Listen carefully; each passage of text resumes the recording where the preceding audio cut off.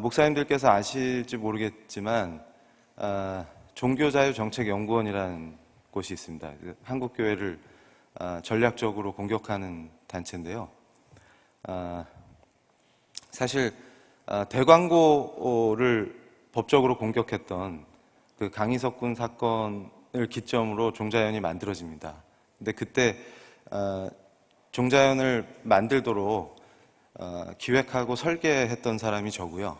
그래서 대광고등학교 소송의 사실상 전략가가 저였습니다. 그래서 우리 김순규 장로님께서 섬기고 계시는 로고스하고 이 결전을 했는데 결국은 우리가 이겼습니다. 그래서 우리라고 하면 그때의 우리죠.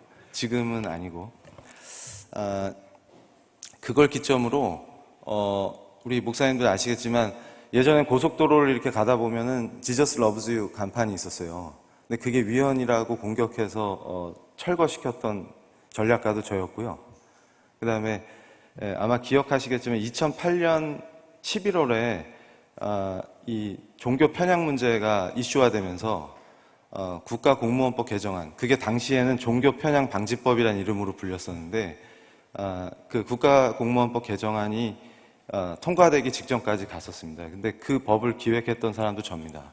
그래서 그 법이 얼마나 위험한 법이었냐면 그게 통과되면 공적 영역, 그러니까 국공립학교 교사라든지 공직자라든지 이런 공적 영역에 있는 분들이 적극적으로 선교하다가는 형사처벌까지 받을 수 있는 그런 아주 무시무시한 법이었는데요.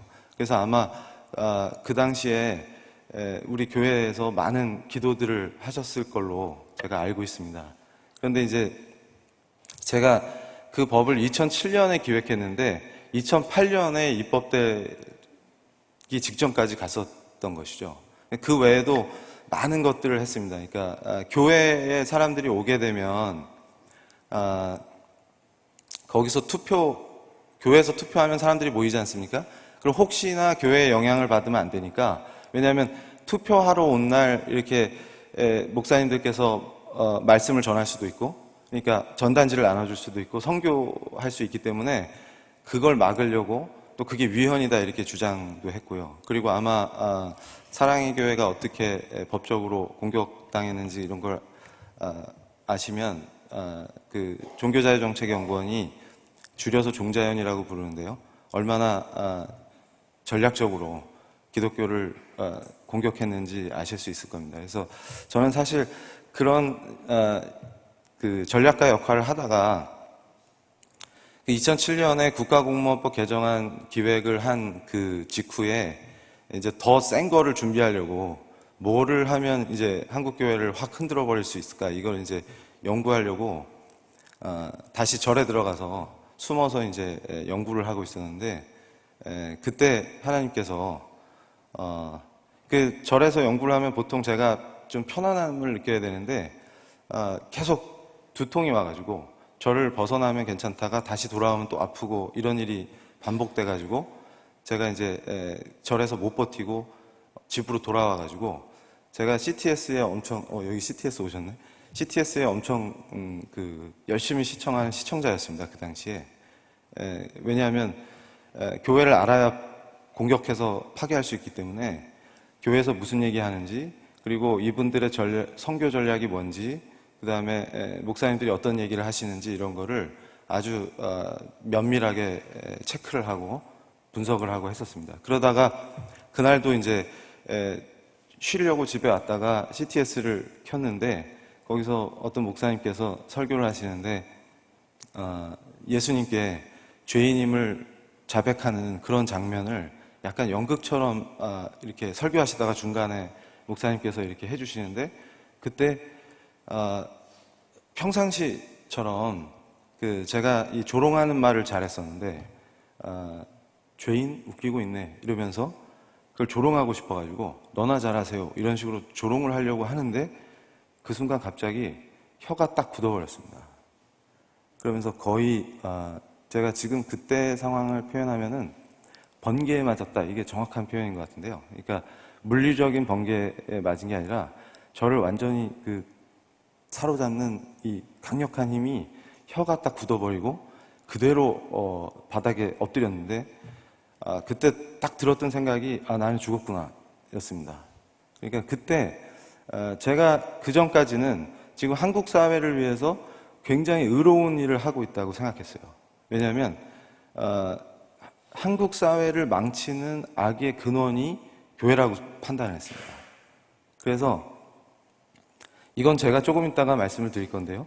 이런 생각들의 배경에는 이데올로기적인 요소가 굉장히 강합니다. 그러니까 우리 목사님들께서 이건 그냥 단순한 정치 현상이고 어떤 정치적인 문제니까 나하고 상관이 없다라고 생각하시면 큰일 나는 것이 이 본질은 영적 전쟁입니다, 지금. 그러니까 무슨 얘기냐면 사실상 청교도 혁명이 영국 정치 전통이랑 무관할 수 없는 것처럼 명예혁명이나 이것이 굉장히 정치 현상이라든가 그러니까 다시 말씀드리면 우리 믿는 사람들의 삶이 제가 교수니까 대학에서 교수로서의 삶이 신앙인으로서의 삶과 분리될 수가 없는 것처럼 우리 삶을 구성하는 이것이 영적인 문제와 분리될 수가 없습니다. 근데 사실은 교회를 공격하려고 제가 그런 논리를 계속 주장했었는데요. 무슨 얘기냐면 교회의 이 성도들이 각성을 하면 굉장히 무서운 파워를 냅니다, 정치적으로. 근데 그 교회를 핍박하는 세력의 저쪽 진영에서는 그걸 너무 잘 알고 있는 거죠. 그러니까 저도 마찬가지였고요. 근데 그걸 왜 그렇게 하냐? 그러면 이건 한 가지밖에 없습니다. 그러니까 내가 죄인이구나를 깨닫는 순간에 이건 저는 그 이전까지는 제가 굉장히 의로운 사람인 줄 알았거든요. 그러니까 아마도 제가 오늘 여기서 소개해주는 정치 세력들도 자기들이 굉장히 의로운 자라고 판단을 하고 있을 겁니다. 그러니까 그 의를 실현하기 위해서 그들도 나름 열심히 하는데요. 그게 사실은 그렇게 하면 할수록 죄의 본질로 들어가서 자기만 죽는 게 아니라 전부 다 물귀신처럼 다 죽게 만드는 그 아주 위험하고 무서운 사상과 이데올로기가 거기 깔려 있는 것이죠. 그러니까 이 이데올로기는 사실은 이 사탄의 전략입니다.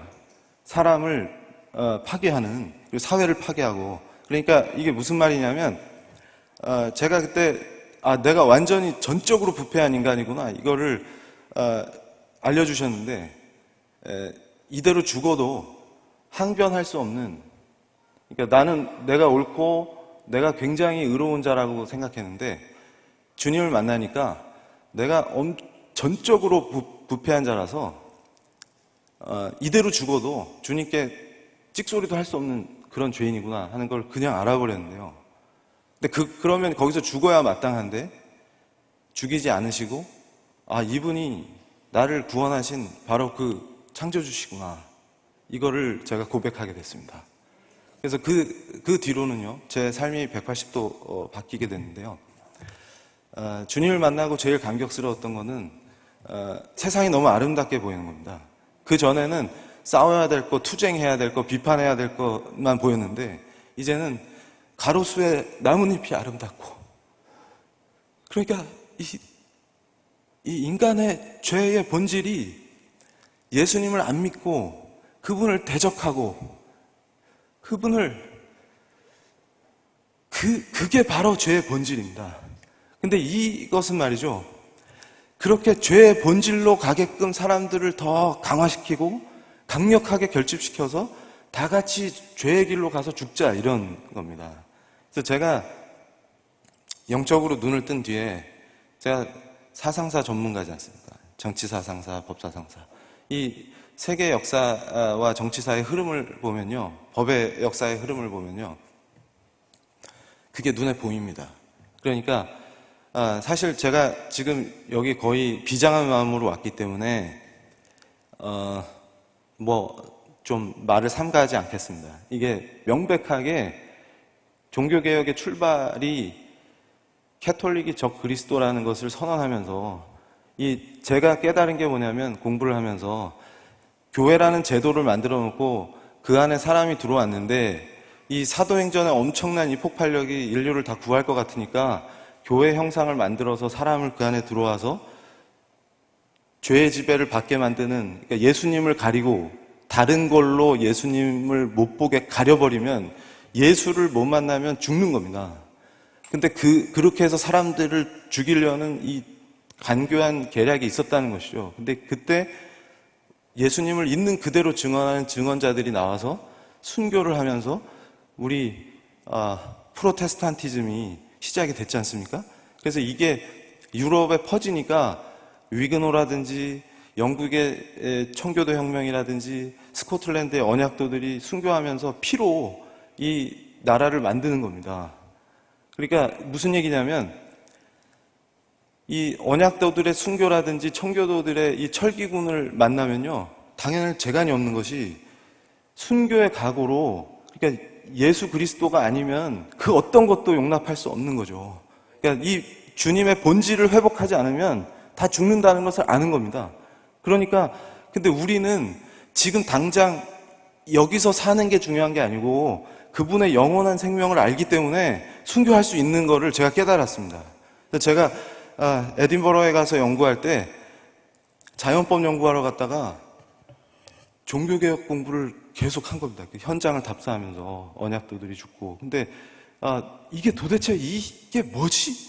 제가 스스로 제 자신에게 자꾸 자문을 하는 겁니다. 이게 천정이 없는 감옥에서 비가 오고 춥고 고통스러우면 사람이 본능적으로 도망을 치게 돼 있거든요. 근데 이 사람들은 왜 도망갈 수 있는데 가지 않고 여기서 다 죽는가? 예수님을 부정하느니 죽는 게 난 정도가 아니라 제가 나중에 깨달은 게 예수님은 영원하신 생명이시기 때문에 그분을 따르면 영원한 삶을 갖는데 그거 도망쳐서 한 3, 4년 더 살아봐야 뭐 하겠습니까? 그걸 아는 사람이 어떻게 거기서 예수님을 부인하고 거기서 살아남겠습니까? 그게 바보죠. 그러니까 영적인 눈을 뜨면은 도망치는 게 바보로 보이는 겁니다. 근데 인간의 눈으로 보면은 거기 남아서 죽는 게 바보로 보이지만 그분을 보면 도망치는 놈이 바보가 되는 거죠. 그거 좀 더 생명 연장해서 뭐 하겠습니까? 이 무의미한 이 죄의 지배를 받는 육의 세계에서 생명 더 연장하면 뭐 하겠습니까? 우리 주님이 주님을 위해서 죽는데, 그러니까 그 엄청난 스피릿이 자본주의도요, 청교도의 삶이 현실에서 실현되면 프랑스의 위그너처럼 자기만 잘 사는 게 아니라 이교도들까지 복을 받는 엄청나게 아름다운 체제를 만듭니다. 근데 이게 우리 종교개혁의 정신이 다운되면 물신을 숭배하는 더러운 자본주의가 되고요. 이거를 딱 물고 공격합니다.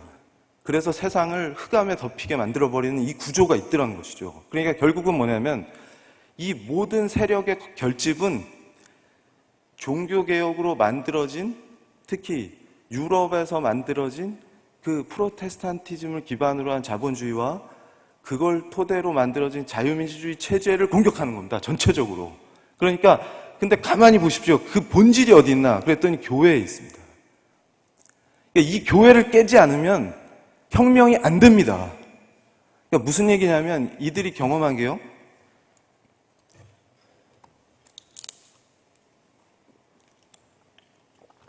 이들이 경험한 게 제가 기가 막힌 얘기를 목사님들께 전해드리면 얘들은 교회를 엄청나게 벤치마킹합니다. 그러니까 사실은 막스나 레닌이나 이런 친구들이 자기 이데올로기를 구성할 때 주체사상도 마찬가지인데요. 얘네들이 그 골수를 어디서 가져오냐면 우리 교회에서 가져와요. 근데 그걸 보고도 제가 확신을 했던 게 이건 진짜 영적 전쟁이다. 그러니까 하나님을 대적하기 위한 전략 전술을 끊임없이 만들어내는데 아이디어가 계속 어디서 나오겠습니까? 그러니까 우리를 하나님으로부터 분리시킨 그 존재가 바로 이 전략의 핵심 배우라는 것이죠. 그러니까 무슨 얘기냐면 우리를 아담을 꼬드겨서 이제 죄의 길로 가게 만든 그 존재가 핵심이라는 겁니다. 근데 그걸 못 보기 때문에 엉뚱한 소리를 하게 되는 겁니다. 그러니까 이게 무슨 얘기냐면 얼만큼 무시무시한 거냐면요. 이게 이들은 오히려 웬만한 크리스찬보다 이 피조 세계의 원리를 더 잘합니다. 하나님께서 만드신 이 세계를. 이게 무슨 얘기냐면 얘네들이 갖고 있는 이론의 출발점을 보면 인간의 소외된 인간이라고 하는 걸 딱 치고 나오는데요. 이 본질을 제가 연구하면서 깨달은 게 이 회심한 뒤에 바로 그게 밀려오는 것이 뭐였냐면 하나님으로부터의 분리입니다. 이 소외감의 본질은. 그러니까 뭘 해도, 뭘 추구해도 하나님과의 관계가 회복이 안 되면 그분이 만드신 인간은 절대로 그 본질적인 행복감, 그 평화, 기쁨, 이걸 느낄 수가 없습니다. 그러니까 이게 뭐냐면 요 점을 파고드는 겁니다. 이놈들이. 그러니까 인간은 하나님하고 회복이 안 되면 관계가 뭘 해서 자기가 아무리 재밌는 걸 해봐야 결국 한다는 말이 허무해. 뭐 이런 거죠. 그리고 아무리 철학을 깊이 파봤자, 아무리 수행을 열심히 해봤자 그 본질에 가면요. 해결이 안 됩니다. 절대로. 예수 그리스도를 믿어서 이 구원을 받지 않는 존재는 하나님과 이 회복이 안 됐기 때문에 너무나 공허하고 뭔가 허전하고 삶이 우울하고 이걸 루터가 영의 존재론적 우울감 이렇게 표현하는데 그냥 이게 feel이 팍 와버리는 겁니다. 그러니까 이 루터가 얘기한 이게 독일 말로는 Anfechtungen 이렇습니다. Anfechtung 그러면 이게 법률 용어인데요. 취소라는 거예요. Fechtungen 그러면 취소 당한 거죠. 그러니까 무슨 얘기냐면 하나님의 약속에서 버려진, 그러니까 하나님께 추방된 그 고통이라는 거죠. 그러니까 이게 죄의 지배에 있기 때문에 계속 괴롭죠. 근데 이 이데올로기를 짤 때는 그걸 딱 파고듭니다. 너 소외됐지? 뭐가 문제인지 잘 봐. 이런 식으로 가는 거죠. 그러면 여기에 계급의식을 넣어야 네가 해방될 수 있어. 이런 식으로 조직하는 겁니다. 그러면 이게 자기 심령에 딱 와서 꽂혀요, 사람이. 왜냐하면 현실을 보니까 그게 맞거든요. 자기가 소외받은 것 같고 이 사회가 나를 소외시키게 만드는 것 같고, 그러니까 결국은 이걸 해결하려면 어떻게 해야 됩니까? 그랬더니 정치적으로 계급의식을 가지고 이걸 다 깨부셔야 된다 이렇게 되는 겁니다. 그러면 인간이 해방되고 네가 지금은 부자유스럽고 속박받는 느낌이 되지만 결국 해방을 맞을 수 있다 이겁니다. 그러니까 해방을 위해서 혁명을 하라 이거죠. 그런데 얘네들이 막스 레닌주의를 만들어가지고 혁명을 해봤습니다. 그렇게 사람들을 꼬드겨가지고, 그러니까 우리 목사님들이 보셔야 될 게 볼셰비키 당을 만들어가지고 청년들을 획득하는 거죠. 그러니까 얘네들이 잘 쓰는 말이 획득입니다. 획득. 청년들을 획득해가지고 볼셰비키 당을 만들어서 열심히 해가지고 체제를 뒤엎고 소비에트를 만들어 봤습니다. 레닌이. 근데 어떻게 됐죠? 그러니까 지금 서유럽의 좌파들을 생각해 보세요. 지금 동구권의 소련의 동맹들이 아니라 서유럽에 살고 있는 좌파들은 뭘 생각하냐면 지금 소련이 만들어졌으니까 너무나 기쁜 겁니다. 레닌 동지가 자기들이 꿈꾸는 세계를 만들었다고 생각하는 거죠. 그러니까 이 친구들은 스탈린 때에 오니까 이게 자기들이 꿈꿨던 게 아니잖아요. 인간이 자유인이 되고 속박에서 구원받고 해방된 세상을 맞는다고 노동자 농민의 세상이 된다고 했더니 스탈린 때 보니까 수용소만 많아지고 사람을 다 죽여버리는 겁니다. 그러니까 얘네들이 거기서 문제의식을 느끼겠죠. 아니 이게 뭐지? 우리가 이 혁명만 완성하면 이제 다 끝났다. 이제 인간이 해방된 존재가 된다. 이러고 좋아했는데 막상 체제를 만드는 꼴을 보니까 스탈린 때에 오니까 이건 완전히 사람을 죽이는 그런 체제고, 얘네들 체제 안에 있으면 사람이 노예가 되기 때문에 자율성이나 자주성이 상실됩니다. 북한을 보시면 정확하게 이해가 되시죠? 아마 목사님들 중에 우리 새터민 사역하신 분들은 저보다 더 잘 아실 거예요. 사회주의형 인간이 어떤 인간이 되는지. 이게 구원하고 아무 관계가 없는 거예요. 해방하고도 아무 관계가 없고 오히려 인간을 더 노예와 구속과 속박으로 몰고 가서 다 죽여버리는 그런 거죠. 그러면 이자들이 그걸 보고서 회개를 하고 이 길로 갔다가는 안 되겠구나 이렇게 해야 되는데, 그렇게 되면 구속사가 아니죠. 그러니까 우리 입장에서는 예수님이 전 세계를 구원하실 때까지 우리가 끝까지 달려가야 되는데 저들도 마찬가지라는 겁니다. 근데 이제 그걸 보고 나니까 이게 뭔가 문제가 있다 그랬더니 그 본질적인 문제를 보고서 회개하고 돌아서는 게 아니고요. 더 나은 전략을 개발하게 됩니다. 그게 무슨 말이냐면 기존의 전통적인 막스 레닌주의가 실제 정치 현실로 나타났을 때 그 문제들을 서유럽의 좌파들이 보고서 그럼 이제 우리는 어디로 가야 합니까? 이렇게 되는 거죠. 그랬더니 얘네들 입장에서의 종교 개혁을 합니다. 그게 뭐냐면 과거에는 그 나라 체제 자체를 혁명으로 뒤집어서 자기들 정부를 세우는 거예요. 근데 이제 얘들이 종교개혁, 지들의 나름의 종교개혁을 하면서 전략의 판을 바꿉니다. 그게 뭐냐면 사람을 바꾸지 않으면 안 바뀐다는 걸 아는 거죠. 그러니까 아무리 체제를 만들어도 사람이 안 바뀌면 혁명이 성공할 수 없다는 걸 알아버렸습니다. 왜냐하면 그러니까 사람을 바꾸려고 하다 보니까 수용소에 넣고 죽이고 해도 안 되거든요. 그러니까 이거 어떻게 해야 되나 이럴 때 기가 막힌 이 대괴수가 등장하게 되는데요. 그게 누구냐면 중국의 마오쩌둥입니다. 그러니까 지금 목사님들께서 이걸 아셔야 되는 게 지금 동성애와 이런 걸 내세워서 유럽을 초토화시킨 얘네들의 그 사상의 배경에 마오이즘이 있다는 겁니다. 근데 이걸 아는 분이 거의 없어요. 이게 무슨 얘기냐면 유럽을 저렇게 황폐화시키고 교회를 쓰러뜨린 그 최대의 전략이 68혁명이라는 거였습니다. 68혁명. 근데 이 68혁명의 핵심 이데올로기가 마오이즘입니다. 그러니까 제가 지금도 현실을 똑똑히 봐라 이렇게 얘기하는 게 중국 공산당이 얼마나 위험하고 무서운 놈들인지 그 본질을 아셔야 됩니다. 근데 지금 그걸 모르고 중국과 손을 잡자라고 하는 짓들을 하는 거죠. 이게 다 죽자는 얘기입니다. 그러니까 우리 목사님들께서 명확하게 아셔야 되는 것이 뭐냐면 지금 한국이 굉장한 위기 상황에 처해 있습니다. 지금 내후 외환이요, 이 정도의 강도가 엄청나게 위험해서요.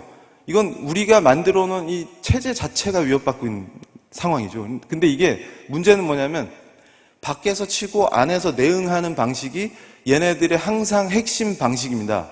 그러니까 무슨 얘기냐면 통진당의 이석기 사건 보셨죠? 그거 생각하시면 돼요. 그러니까 이석기가 왜 잡혔습니까? 저처럼 이런 강연할 때 잘 준비하고 있다가 유사시에 남한을 혼란에 빠뜨리는 행동을 하라는 거 아닙니까? 주요 시설을 공격하고. 근데 그 얘기하다 잡혀간 거잖아요. 근데 그 자를 풀어주자고 하는 사람이 누굽니까, 지금? 그걸 보셔야 됩니다. 그러니까 이게 무슨 얘기냐면, 그래서 제가 뭐라고 표현을 했냐면, 통진당은 친남노당이다. 그러니까 옛날 6.25 때 남노당이 했던 짓거리를 똑같이 하는 겁니다. 근데 그들을 해산시키지 않아도 되겠습니까? 근데 그 해산을 반대하는 사람들이 있다는 거는 제정신이 아니란 얘기죠. 그럼 우리는 어떻게 해야 됩니까? 그걸 그냥 내버려 두면 안 됩니다. 그러니까 이들의 생각들은 뭐냐면 무슨 방법을 써서라도 결국 본질이 뭐냐 그랬더니 제가 이 구속사회 관점에서 역사를 다시 보니까 뭐냐면 한국은 교회가 세운 나라라는 걸 분명히 알 수 있습니다. 흑암이 덮어서 희망이 하나도 없을 때 우리 믿음의 선배들이 순교하고 기도하고 이 과정에서 세워진 나라라는 게 명확하게 눈에 보입니다. 그러니까 지금 저들이 1919년이 건국이라는 얘기를 하는 것도 제가 그 의도를 다 알고 있습니다. 왜 그러냐면 이게 제가 자세히 설명드릴 수 없기 때문에 나중에 또 혹시 존경하는 목사님들께 제가 말씀드릴 기회가 있으면 말씀을 드릴 텐데 이게 뭔 얘기냐 하면요. 오히려 쟤네들이 상해 임시정부를 굉장히 조롱했었습니다. 노인들 모여서 힘도 없고 바보 집단이다 이러면서 공격했었어요. 이게 왜 그러냐면 조선공산당이 중심이 된 게 아니라 조선공산당도 포함되어 있었던 거거든요. 근데 지금 와서 갑자기 1919년이 건국이라고 주장하는 목적이 있습니다. 어쨌든 근데 저는요 뭘 보냐면 똑같은 1919년에 필라델피아에서 우리 믿음의 선각자들이 선포한 게 있습니다. 한국 독립을. 미국이 독립했던 독립선언을 했던 그 자리에서 우리는 독립하게 되면 반드시 자유민주주의 국가를 세우고 기독교 국가를 세우겠다.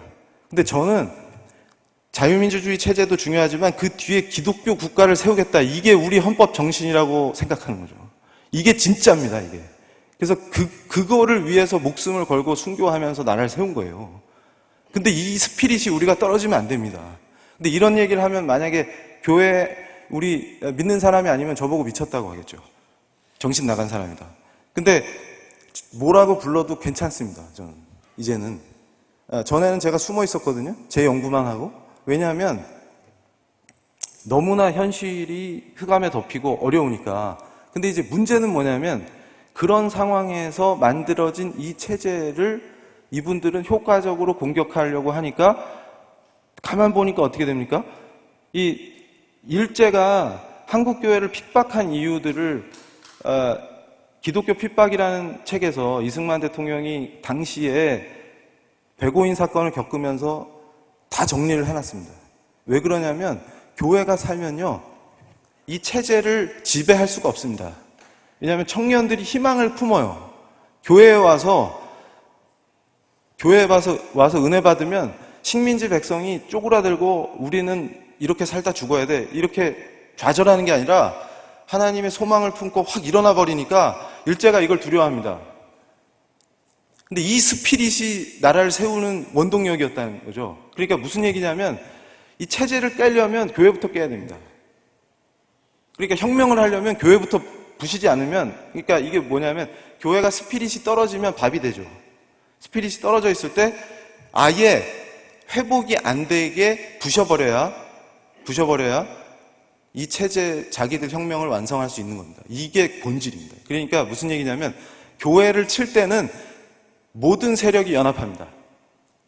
이게 무슨 얘기냐면 제가 이제 여기서 설명을 드릴 건데 레닌도 이 친구를 좋아했는데 이태리 좌파 사상가 중에 안토니오 그람시라는 친구가 있어요. 근데 이 친구가 얘기한 게 지금 기본 전략이 됩니다. 이들의. 이게 무슨 얘기냐면 얘네들은 전쟁을 하고 있다고 생각해요. 지금.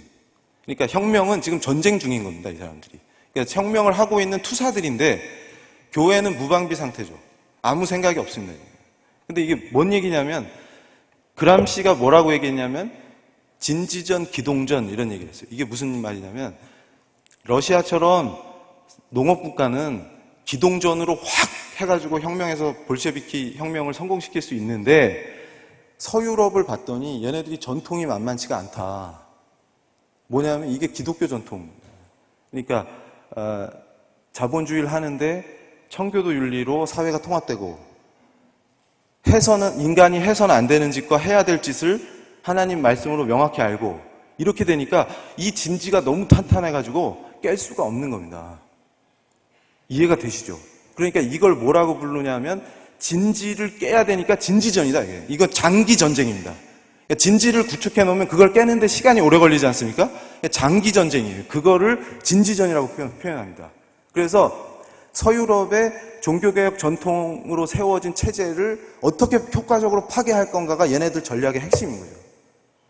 근데 이제 대박이 난 게 있습니다. 그래서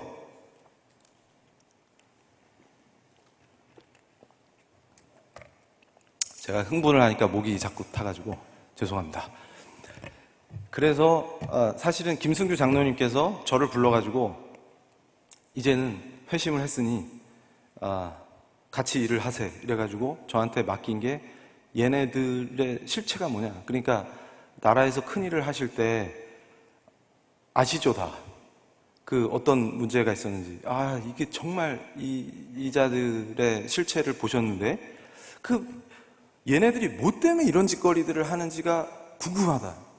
그러니까 이놈들이 어떤 사상을 가지고 이런 짓들을 하는지 정확하게 좀 밝혀보자. 이렇게 말씀을 하셔가지고 제가 장로님 말씀을 딱 듣고 연구를 해가지고 300페이지 되는 보고서를 썼습니다.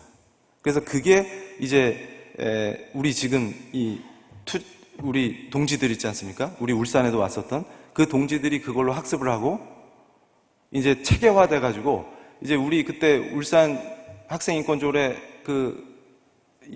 공청회 할 때 김승규 장로님이나 여러분들이 그람시 얘기도 하고 이게 원조가 막스다 이런 얘기도 하시고 막 이렇게 이제 우리도 무장을 하죠.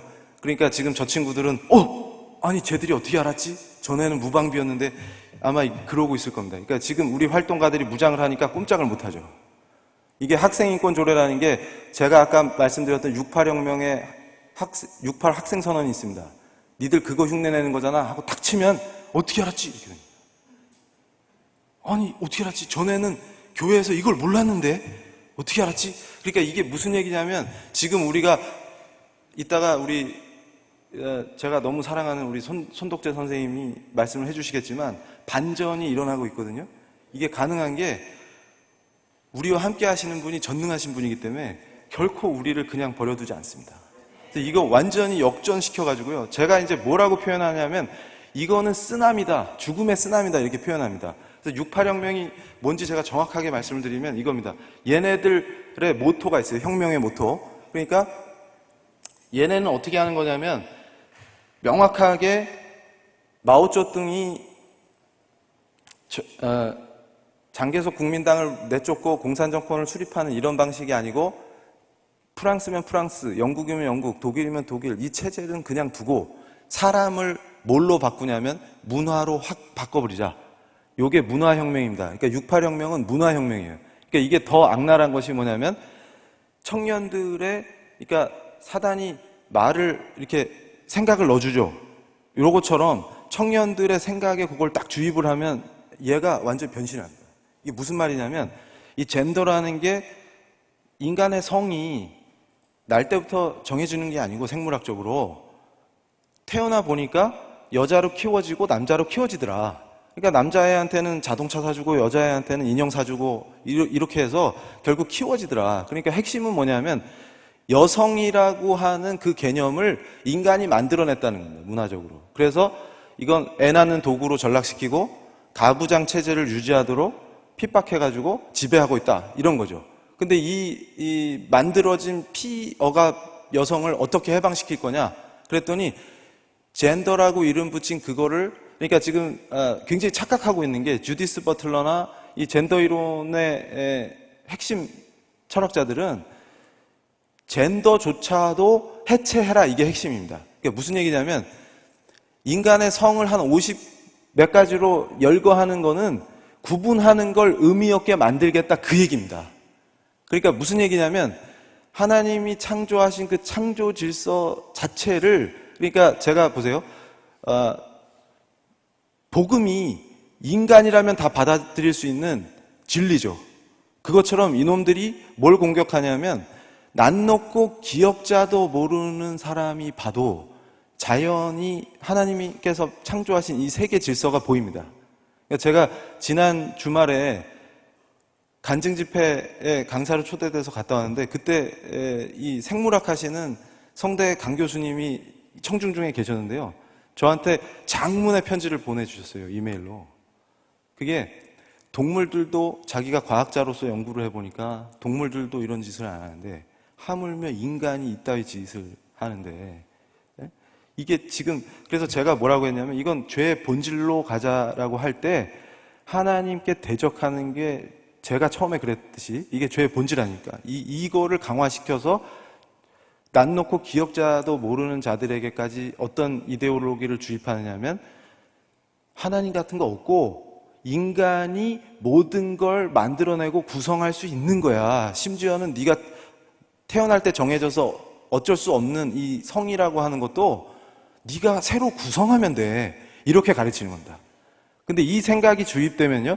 이걸 철학적으로 싹 세팅을 합니다. 그러니까 사실은 제가 강조하는 게 목요일에 아마 그 CTS에서 동성애 톡톡 이거에 제가 패널로 나간 이유가 이걸 얘기하려고 나갔던 거거든요. 그러니까 무슨 얘기냐면 이렇게 해서 사람을 획득하는데 그 배경에는 뭐가 있냐면 모든 금지하는 것을 금지하라. 이게 68혁명의 모토거든요.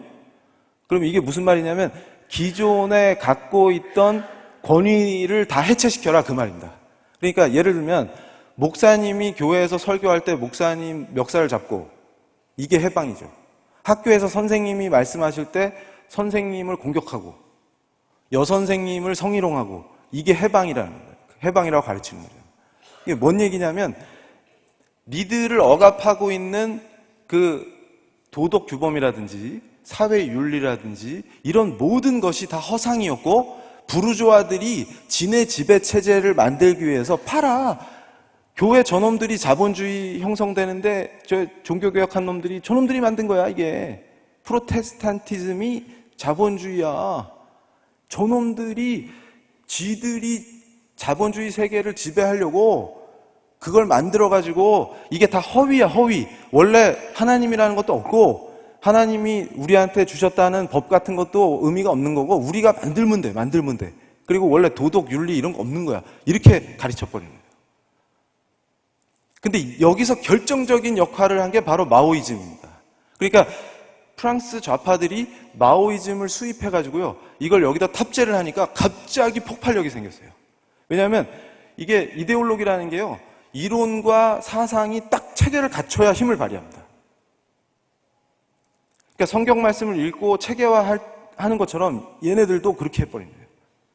그래가지고 그걸로 유럽을 확 휩쓸어가지고 68년도에 도쿄대학이 불타잖아요. 그게 바다를 건너서 일본까지 휩쓸었던 게 그게 68혁명입니다. 그러니까 얘네들이 지금도 뭐라고 하냐면요. 이 68의 정신은 정권을 탈취하는 건 아니었지만 세계를 변화시켰다 이렇게 표현합니다. 실제로 변화돼요. 왜 그러냐면 68혁명 정신으로 무장을 하면요. 무슨 일이 벌어지냐면 기존에 자기들이 이건 하면 안 돼. 그러니까 인간이 하나님 안 믿는 이교도들조차도 양심이 있기 때문에 인간으로서 차마 이 짓은 못하겠다라고 하는 이 라인을 무너뜨려 버리는 겁니다. 그럼 이제 무슨 일이 벌어지냐면요. 이렇게 돼가지고 젊은이들이 미쳐가지고 파리가 완전히 무법천지가 돼버렸어요. 독일도 마찬가지고. 그러니까 심지어는 이 네오막시스트 교수님이 강의를 하는데 여학생이 교수님이 혁명에 적극적이지 않다고 나와가지고 강의하고 있는 노 교수님, 그 아도르노 교수거든요. 이 사람이 프랑크푸르트 학파 네오막시즘의 핵심 인물입니다.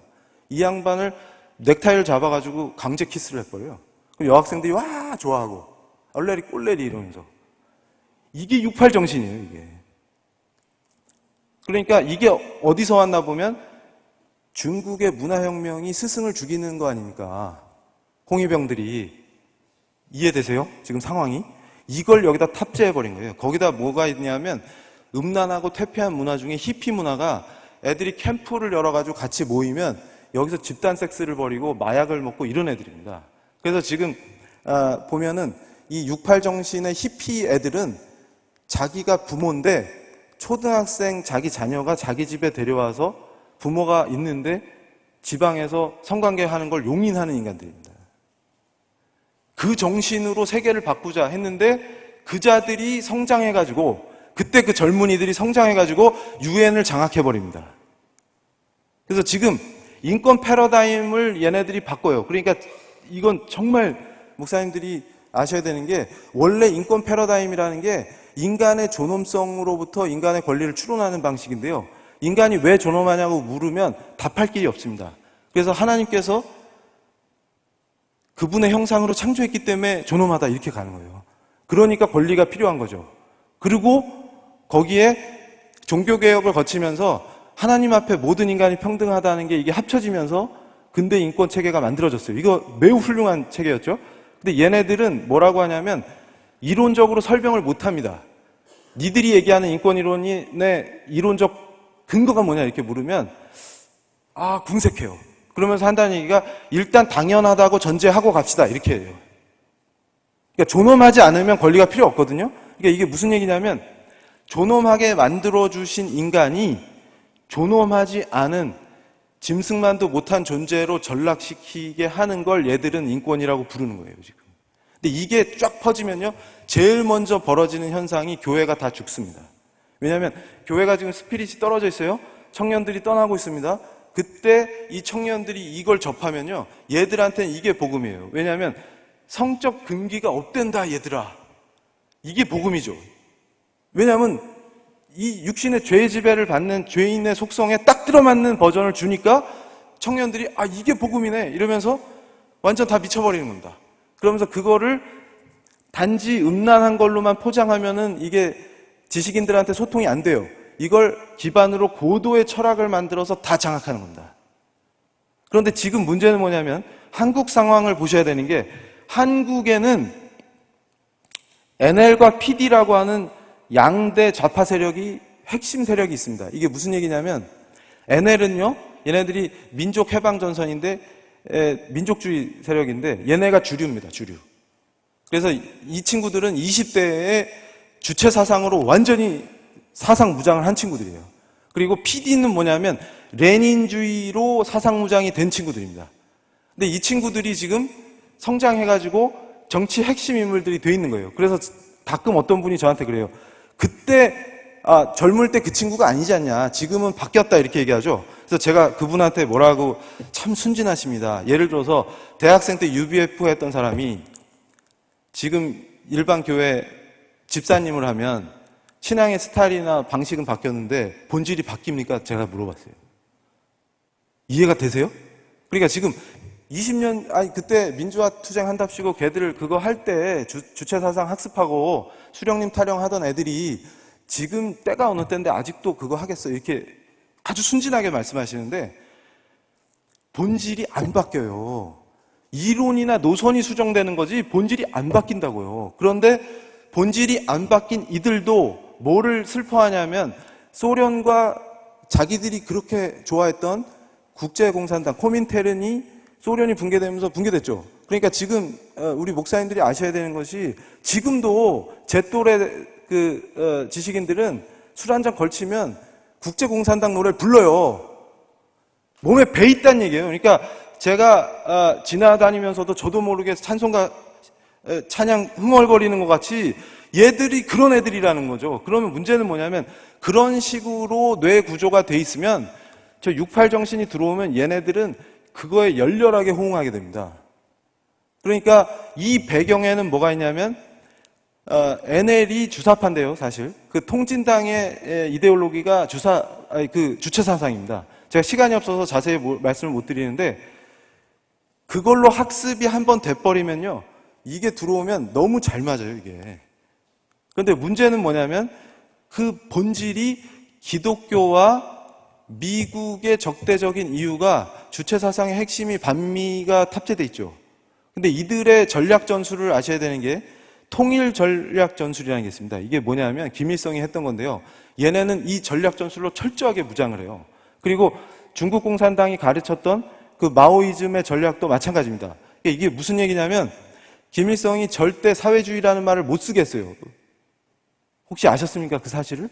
그러니까 자기가 이 북한에서 헤게모니가 완전히 장악되지 않았을 때는 자기 참모들한테 사회주의라는 말을 못 쓰겠어요. 그래서 중도파들을 포섭합니다.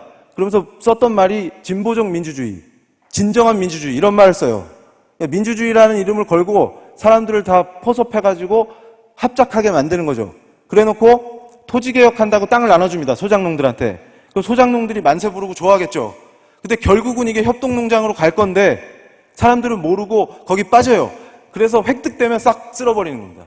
반대팔 다 숙청해버리고. 이 방식이 이들이 훈련받은 방식이에요. 그러니까 어떤 형태로 나타나든 거기에 속으면 안 되는 겁니다. 그러니까 한경직 목사님이나 우리 신앙의 선배님들은 걔네들의 본질을 알고 계셨기 때문에 합작을 할 수 없다고 보시는 거예요. 근데 그걸 모르고 이러면서 괜찮아 너. 그러니까 무슨 말이냐면 그 사람을 긍휼히 여기고 그 사람에게 복음을 전하지 말라는 그 말이 아니라 그 사람을 움직이고 있는 이데올로기를 포용하지 말라 그 말입니다. 그게 이해가 안 되는 거예요. 그러니까 동성애자들은 사실 얼마 안 되고 동성애자들이 더 피해자입니다. 무슨 얘기냐면 얘네들이 프랑스에서 제가 나중에 우리 목사님들께 그 보고서를 필요하시면 드릴 건데 뭐냐면 이게 프랑스에서도 동성애자들이 어둠 속에 숨어 있다가 사회로 나오게 된 거는 치료를 받으려고 나온 거예요.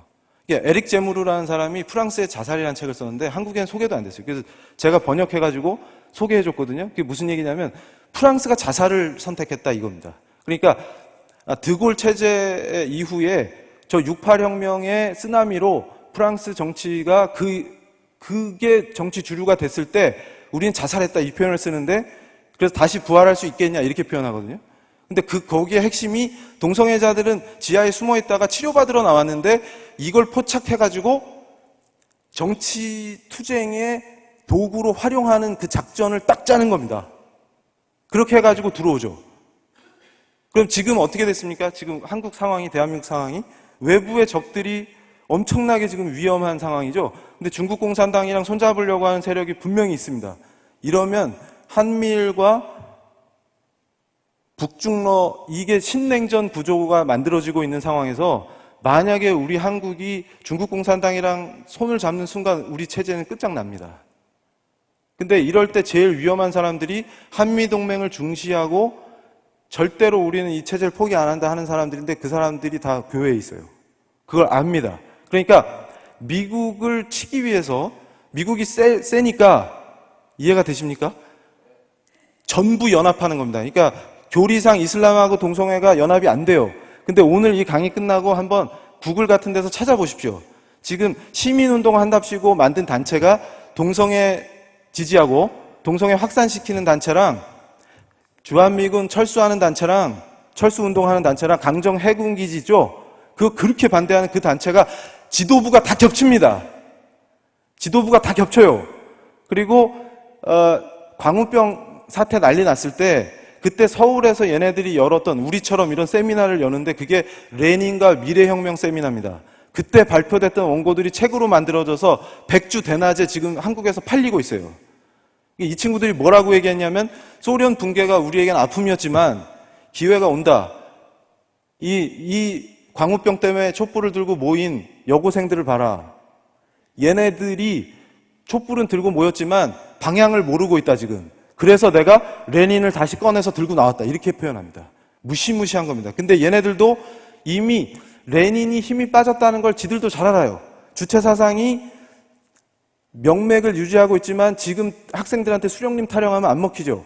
그러니까 통진당의 김재현이가 차별금지법을 들고 나오고 김조광수 동성 결혼식에 가서 축하사절 노릇을 하고 그 짓을 하는 겁니다. 그러니까 무슨 얘기냐면, 지금 김정은 체제가 동성애를 용납하겠습니까? 그 얘기가 아니에요. 이들은 여길 획득하기 위해서 그걸 도구로 사용한다는 것이죠. 근데 그 본질을 명확하게 모르면 당합니다. 그래서 제가 정리를 하겠는데요, 시간이 돼서. 마지막으로 우리 목사님들께 제가 간곡하게 부탁드리고 싶은 거는, 우리 성도님들이 종교개혁 정신을 회복하고 청교도 혁명의 그 주체들로 변하지 않으면 막을 수가 없습니다. 그러니까 목사님들께서 골수를 쪼개는 설교로 존 오웬처럼 이 철기군을 깨우셔야 됩니다. 그래서 이 도시, 우리 도시 울산이 완전히 하나님의 도시로 선포되고, 완전히 이걸 흑암을 덮는 저 세력을, 이걸 저는 쓰나미라고 표현하거든요. 이게 덮치면 정말 이게 대책이 없습니다, 이게. 근데 이게 법이요 한번 만들어지면요 바꾸기가 어렵거든요. 그러니까 제가 맨 밑에 GM이라고 써놨잖아요. GM, 성주류화. 이걸 제가 처음에 한국에서 우리 믿는 분들한테 이 GM, 젠더 메인스트리밍, 이게 얼마나 무서운지 아십니까? 이랬더니 GM은 자동차 아니야? 이래가지고 그러면 다 죽는 겁니다. 이게 무슨 말이냐면, 마지막으로 요 얘기만 제가 하고 마칠게요. 성주류화, 이게 얼마나 무서운 거냐면요, 제가 아까 68의 세력이 유엔을 접수했다 이렇게 표현했죠. 그 얘기는 뭐냐면, 유엔이 가난한 나라들을, 저개발 국가를 원조해 주지 않습니까? 그걸 ODA라고 그러는데, ODA를 줄 때 성주류화를 받아들이지 않으면 안 주겠다 이겁니다. 그래서 전 세계를, 우리가 전 세계를 복음화하자 이렇듯이 얘들은 그걸로 싹 쓸어버리려고 하는 겁니다. 그러면 이미 유럽의 그 종교개혁의 원산지가 다 파괴됐죠. 교회가 다 사라지고. 근데 이제 개발도상국까지 쓸어버리겠다는 겁니다. 돈을 주면서 GM을 받아들여요. 이 GM이 뭐냐면 아까 제가 말씀드렸던 그 흉악함, 인간의 성별을 부정하는, 그래서 부모 원, 투가 되는 그거를 심는 겁니다. 근데 얘네들이요, 지금 속으시면 안 되는 게, 여성의 권리를 신장시키자라는 이름으로 꼭 들어와요. 근데 이게 무슨 말이냐면, 여성의 권리를 신장시킨다는 말은 남자 입장에서 남자만큼 신장시킨다 이런 의미가 있죠. 이것 역시 가부장적인 남성 중심의 사고다 이렇게 얘기하는 거예요. 그러니까 아예 성을 해체해버려야 진정한 여성 해방이다 이렇게 보는 거예요. 근데 그 단계로서 일단 젠더관념을 심어주면 그게 이루어진다는 게 얘네 전략입니다. 그래서 대한민국 정부가, 제가 그 자료도 보여드릴 수가 있는데, 우리 국민 세금으로 무슨 짓을 했냐면요. 이 성주류화를 법과 정책에 어떻게 스며들게 할 것인지 정책 보고서를 10개로 편찬해가지고 실행하고 있습니다. 그게 성인지 예산이라는 게 있어요. 그러니까 지방자치단체든 중앙정부든 어떤 국가기관이 예산을 편성할 때 이 젠더 예산을 반드시 편성하게끔 만드는 겁니다. 근데 이게요, 법을요, 아예 헌법 레벨에서 조례 레벨까지 전부 GM의 관점에서 만들어지는지 체크하고 점검하고 아니라면 그걸 투입해야 된다가 성주류화인데 그걸 우리 세금으로 했다고요. 정책으로. 그래서 제가 말씀드리는 게 지금 헌법 개정 논의 이게 그냥 나온 게 아니고요. 헌법에서부터 이걸 심어 나가자 이겁니다. 제가 얘기하는 게 뭐냐면 이 헌법은 한 나라의 법규범의 최고규범이기 때문에 제가 이 비유로 마칠게요. 집을 지어놨는데 여기다가 아무 성격이 없는 그냥 집이에요. 그냥 들판에다 집을 하나 져놨는데 여기다가 지붕에다 십자가를 딱 달면 희한한 게 그 집에 들어갈 때 경건해집니다. 근데 만약에 그 집에다가 음란물 포스터를 딱 붙이면 십자가가 아니라 그 집의 성격이 바뀌어버려요. 그러니까 얘네들이 생각하는 전략은 뭐냐면 지금 국민들이 아무도 젠더나 성주류화를 모르지 않습니까? 이때 성평등이나 여성인권 이런 표현을 쓰면 다 넘어가는 거예요. 이렇게 해가지고 지금 개헌 논의의 핵심은 정부 형태를 바꾸고 통치구조를 바꾸자는 거잖아요. 여기에다가 요걸 살짝 혼인조항에서 살짝쿵 요걸 하면 아무도 모를 때 싹 통과시키면 끝난다 이거예요. 그러면 어떤 비참한 결과가 생기냐면요. 헌법이 바뀌어버렸으니까 민법 체계를 싹 뜯어 고쳐야 됩니다. 가족, 상속 이런 관련 법을 다 뜯어 고쳐야 돼요. 그래서 제가 이걸 입법 쓰나미라고 표현을 하면서 경고를 이미 했습니다. 몇 년 전에. 이게 꼭 온다. 우리가 대비해야 된다. 근데 그때는 듣는 사람이 없어요. 근데 지금 닥치니까 이걸 듣는데요. 이게 우리에게 주어진 정말 중요한 기회입니다. 이때 우리가 반전을 일으켜서 오히려 거꾸로 쓰나미가 아니라 이걸 역쓰나미로 해가지고 울산을 성시로 만들 뿐만 아니라 한국을 확 기독교 국가로 만들어야 됩니다. 그리고 이 여세를 몰아서 지금 저쪽 유럽에 계신 분들은요, 살려달라는 거예요. 유럽의 크리스찬들이 종교교육을 해서 우리한테 선교사를 보내준 그분들이 우리한테 거꾸로 살려달라고 하기 때문에 이 얘기는 뭐냐면 역종교개혁입니다. 그러니까 우리가 이거를 새로운 동양의 작은 나라지만 아름답게 청교도 혁명을 성공하는 걸 보여줘가지고 유럽을 다시 살리는 그게 우리의 지금 소명인 줄로 믿습니다.